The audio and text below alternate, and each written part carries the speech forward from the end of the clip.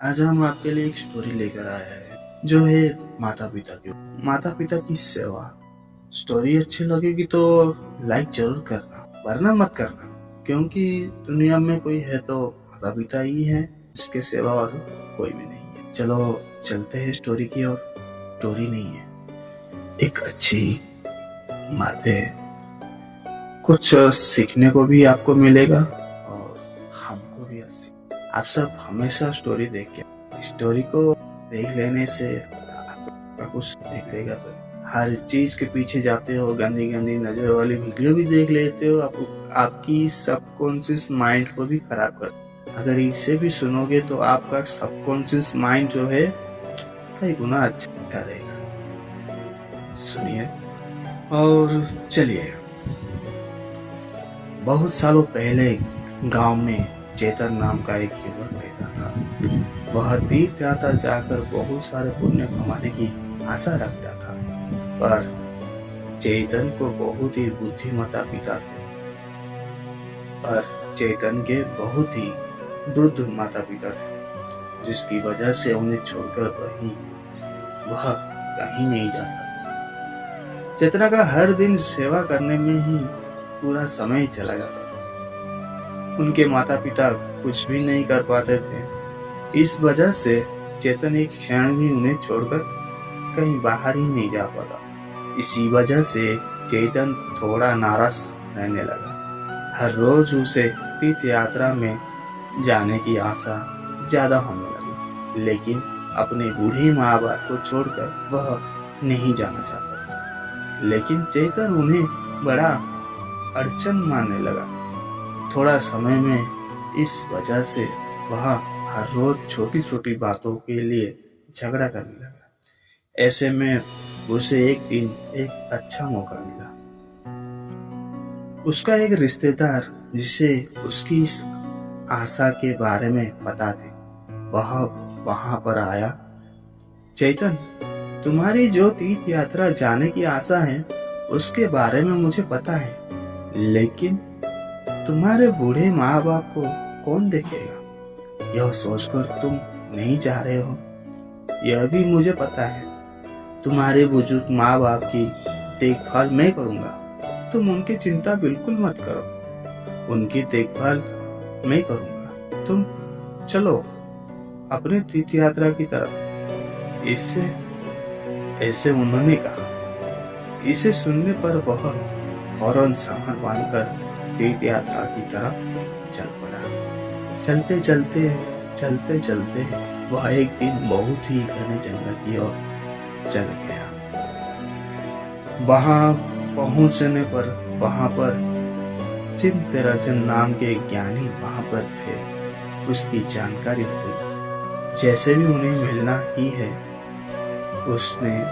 उनसे मिलने से बहुत लोगों की भलाई हुई, इसलिए वह बहुत ही उत्सुक था।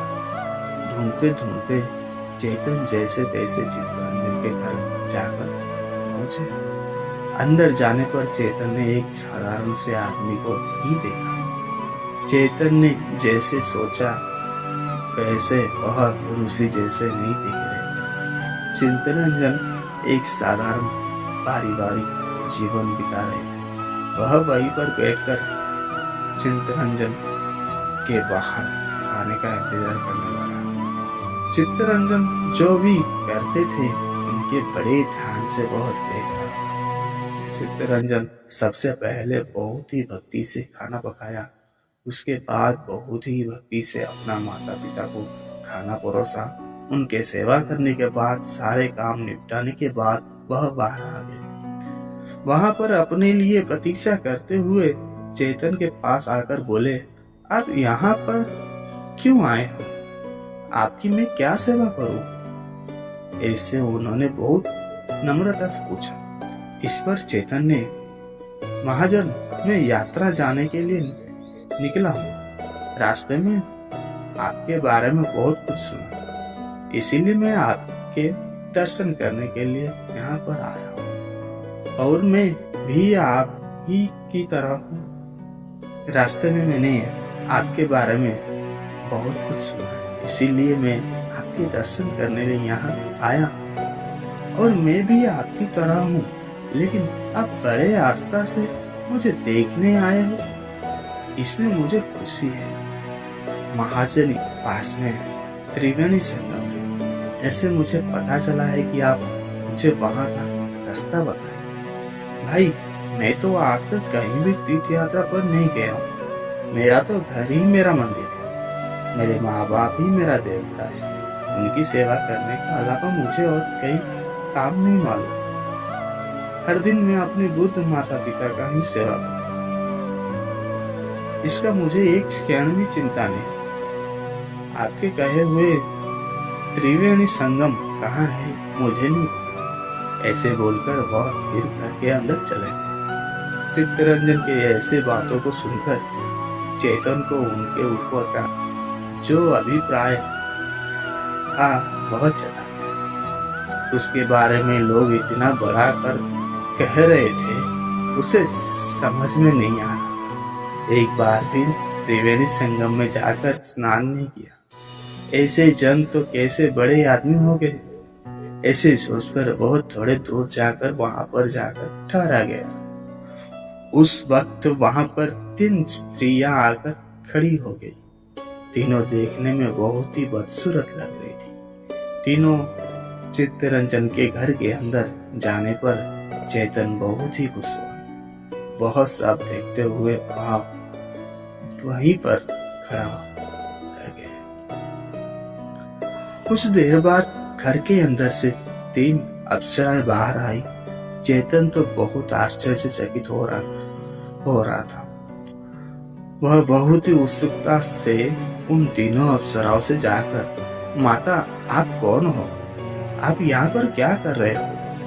ऐसे उसने प्रश्न पूछा। उस पर उस सुंदर लड़की ने, भैया हम तीनों बहनें हैं। हमारा नाम गंगा, यमुना और सरस्वती है।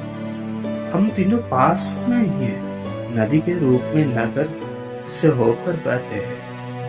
उसी जगह को लोग त्रिवेणी संगम कहते हैं। सब लोग अपने पापों को धोने के लिए सब लोग त्रिवेणी संगम पर आकर स्नान करते हैं। सब लोग अकर्म करके, पाप करके, अन्याय करके वहां पर आकर स्नान करते हैं। सबका पाप धोकर हम तीनों ही गंदे हो गए हैं। थोड़ी देर पहले तुमने हम तीनों को भिखार रूप में अंदर जाते हुए देखा होगा।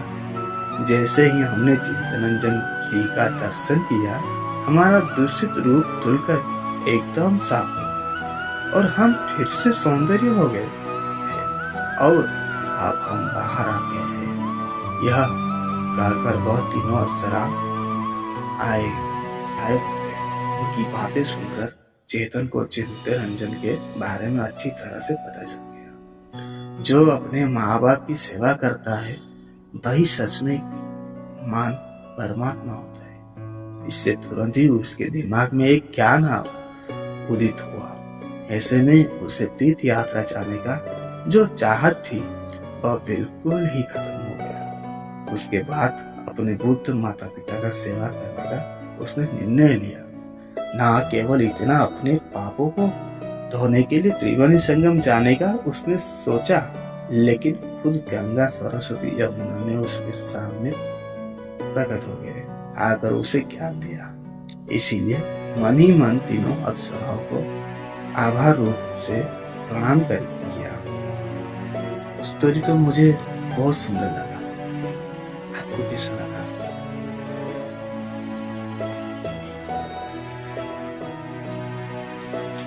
मैं दोबारा से नहीं कहूंगा कि इस मेरे कही हुई बातों को आप कितना ध्यान दोगे, पर मैं एक यही बात कहना चाहूंगा, भले लाइक ही मत करो या सब्सक्राइब मत करो, बेल आइकन को भी मत दबाओ, पर एक बात आपसे कहूंगा, आप सब जितने भी बड़े अमीर क्यों ना हो जाए, पर आप माता पिता को कभी मत आपसे दूर कीजिए।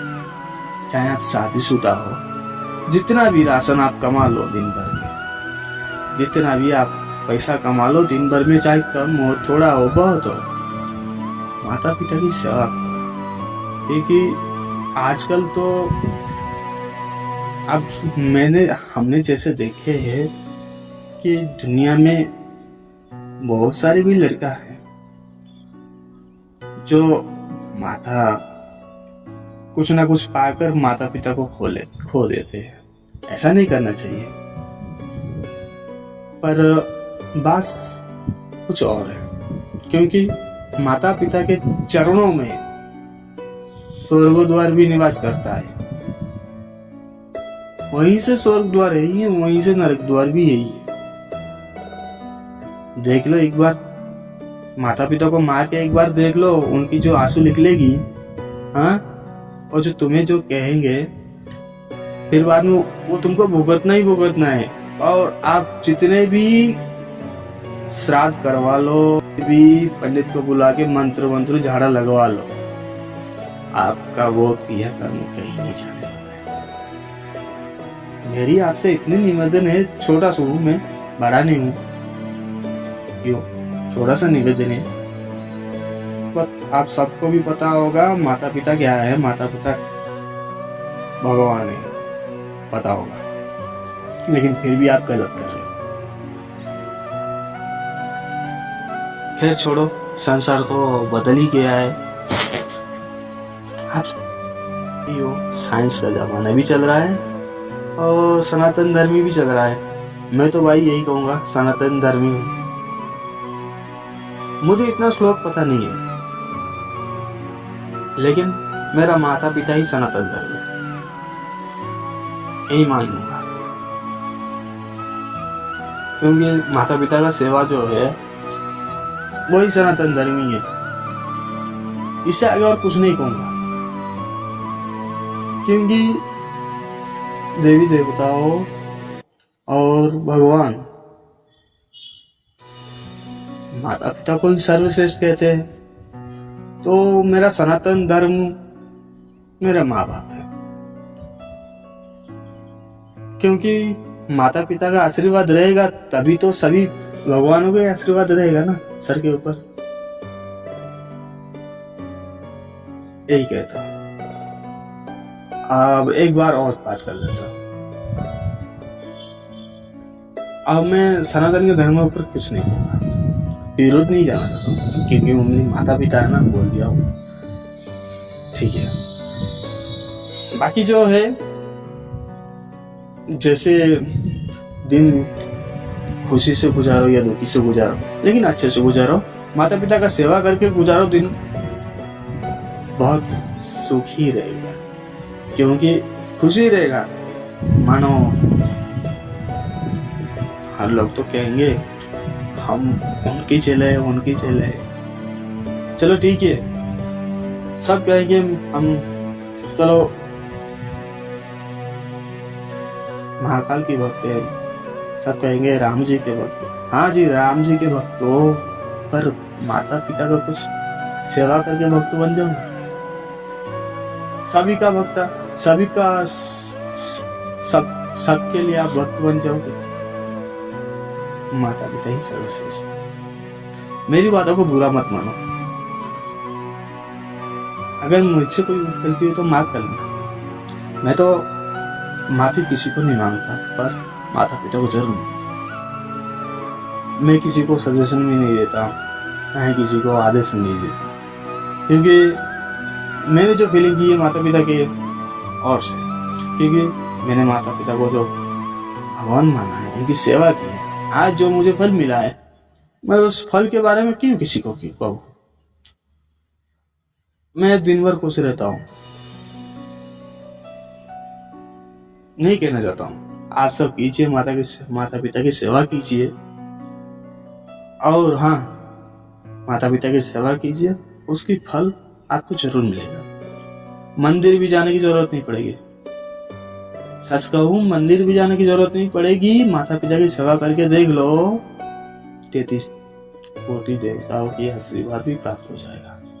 कभी कहीं भी किसी मोड़ पे कुछ गलत हो आपके साथ, होने वाला हो, तभी नहीं होगा।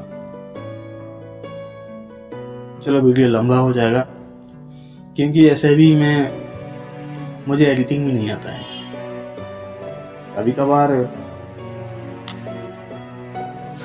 छोटा मोटा आपसे एडिटिंग कर लेता हूँ।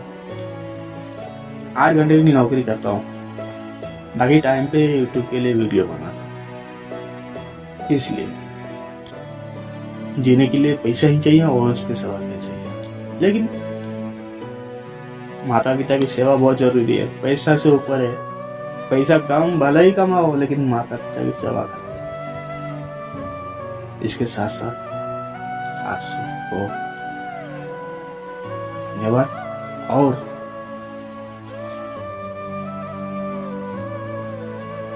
कुछ नहीं मेरे भाई, जय भोले बाबा की।